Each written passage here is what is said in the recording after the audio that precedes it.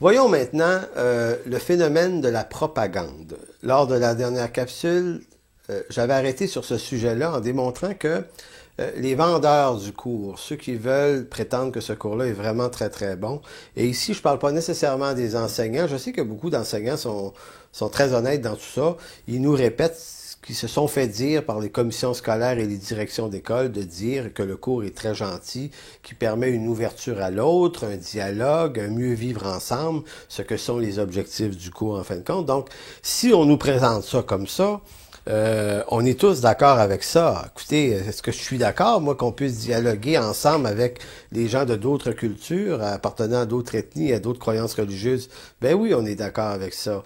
Nous, ici, à Ville-de-la-Baie, on est un groupe de gens qui s'occupons d'un centre marin, au-delà de 20 à 25 ethnies différentes. À Coste, ici, au port de Ville-de-la-Baie, on a ouvert un centre marin pour accueillir ces gens-là.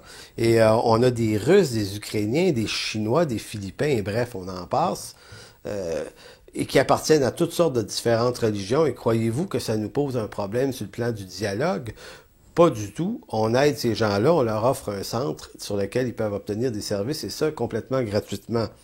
Voyez-vous, quand on nous présente le cours d'éthique et culture religieuse comme étant un cours qui veut produire ces valeurs-là chez les Québécois, ça sous-entend que ces valeurs-là nous manquent. Maintenant, c'est un petit peu insultant parce qu'elles nous manquent pas nécessairement. Et je parle pas juste de nous ici à la baie, mais à travers le Québec, les Québécois sont une société d'accueil extraordinaire pour les immigrants qui viennent vivre ici.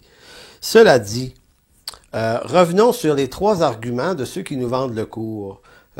Ils vont nous dire que le cours répond à un large consensus de gens étaient d'accord avec ça, que ce cours-là a subi ou a été l'objet de nombreuses consultations au Québec, et aussi qu'il répond au désir, à la volonté des Québécois.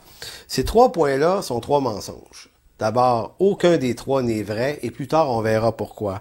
Mais de les utiliser à outrance dans les médias, les journaux et les livres, ça s'appelle faire de la propagande. On appelle ça de la propagande médiatique. C'est-à-dire, pour arriver à passer une idée, on la répète sans cesse, de façon à ce que tous les Québécois au Québec puissent se dire « Ah, ben écoute, ils ont bien travaillé, ils ont bien fait ça. » Maintenant, est-ce que c'est vrai que c'est un large consensus? Est-ce que c'est vrai qu'il y a eu autant de consultations que ça? Et est-ce que c'est vrai que ça répond aux désirs des Québécois? Tous les Québécois qui m'écoutent, qui sont pas du domaine de l'éducation, sont obligés de répondre qu'effectivement, ils avaient à peu près pas entendu parler de ce cours-là. Et pire encore, la majorité, la très très grande majorité des Québécois ne sait pas ce que ce cours-là contient, et encore plus de Québécois ignorent qu'ils ont perdu la tutelle de leurs enfants en matière de morale, d'éthique et de croyances religieuses. La majorité des Québécois ignorent l'article 36 qui fait que l'État se donne le droit de veiller au cheminement spirituel de nos enfants. Alors, quand on parle de désinformation ici, ben on est en plein dedans. Mais qu'est-ce que de la propagande? Parce que c'est un mot très fort, la propagande. Alors, dans le domaine de la politique, on dit c'est diffusion d'idées auprès d'un large public destiné à lui faire adopter certaines opinions politiques et à influencer quelquefois ses choix électoraux ou son comportement social. Alors, c'est ça de la propagande, et c'est exactement ce dans quoi nous nous retrouvons actuellement au Québec. Revenons à l'idéologie elle-même. L'idéologie sous-tendue dans ce cours, c'est l'idéologie de créer un homme nouveau. C'est-à-dire, l'homme nouveau doit d'abord passer par les institutions de l'État, que sont ici le système scolaire, qui se donne le rôle de pédagogue neutre. Au sens, on dit que le cours est donné dans la neutralité, et selon cette approche, la neutralité considère l'idée que l'État est objectif. Tu sais, c'est l'État, là, dans sa neutralité, arrive à être objectif et développer un gros bon sens équilibré sur toutes ces valeurs religieuses éparses qui meublent le Québec d'aujourd'hui. Et donc, se donne la légitimité de pouvoir prendre toutes ces valeurs-là et de les rediffuser dans un cours de religion et d'éthique produit par l'État dans l'esprit de nos enfants. Ensuite, l'homme nouveau que ça voudrait produire, l'homme philosophiquement redimensionné, selon la volonté de l'idéologie de notre État. C'est cet homme, après avoir pleinement accepté les thèses idéologiques de l'État québécois, ben, cet individu-là pourra ensuite, mais seulement chez lui, dans le secret, croire et continuer à croire ce qu'il veut. Parce qu'on dit, il faut que la croyance religieuse, ça reste dans les maisons privées et dans les églises.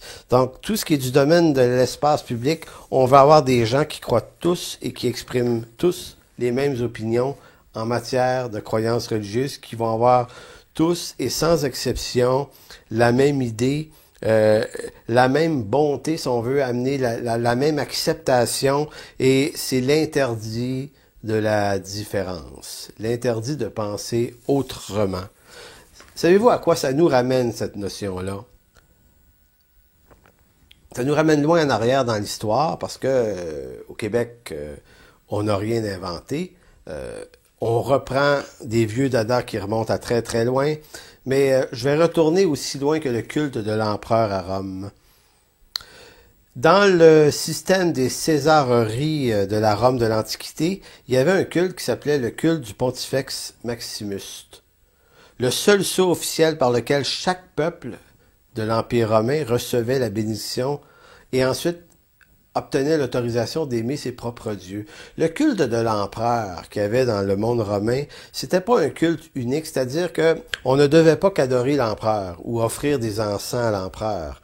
On devait plutôt d'abord passer par l'empereur et ensuite on pouvait aimer nos propres dieux ou ne pas en aimer aucun selon les croyances de chacun. C'est terriblement ressemblant. Ici, là, c'est que l'État incarne le pouvoir, et dans la Rome antique, c'était la même chose.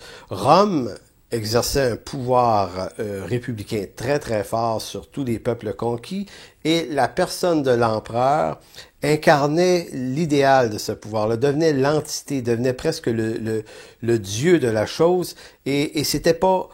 On n'offrait pas le culte à l'individu, l'empereur, mais plutôt à l'entité de la fonction de l'empereur. Donc, peu importe quel empereur, quel individu l'occupait, ça changeait comme pas vraiment grand-chose. On a le même phénomène au Québec dans nos systèmes politiques. Peu importe qui est au pouvoir, Parti québécois, Parti libéral s'échangent le pouvoir depuis une quarantaine d'années au Québec. Vous remarquerez que c'est à peu près du pareil au même. Ce qu'un système crée par un des systèmes politiques, l'autre va l'adapter puis va le continuer. Donc, c'est le Parti québécois qui d'abord a travaillé très fort sur cette idée-là, et c'est le Parti libéral qui l'a mis en application. Mais M. Jean-Marc Fournier, en 1997, à l'Assemblée nationale, rappelait que, et peut-être juste pour ramener la gloire de tout ça chez les libéraux, il disait « Non, non, c'est vous les péquistes qui le faites arriver, c'est-à-dire la déconfessionnalisation, hein, mais c'est nous, les libéraux, avec M. Ryan des années 70, qui avions d'abord imaginé ça. » Donc, vous voyez que peu importe qui est au pouvoir, on a affaire ici à des personnes qui pensent à peu près pareil. Donc, je vous lis un petit texte sur le monde romain.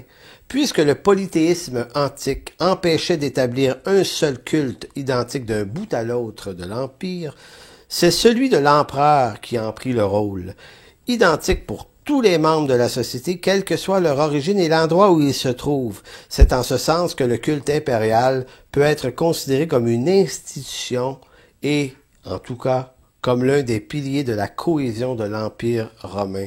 Voyez bien qu'aujourd'hui, cette théorisation de l'État nous revient par un cours d'éthique et culture religieuse. Et pourquoi on dit ça? On va dire l'État occupait déjà des fonctions importantes. Oui, mais pas dans le domaine de l'idéologie religieuse, éthique et morale. À aller jusqu'à tout dernièrement, l'État s'empêchait toujours de se mêler de ces questions-là.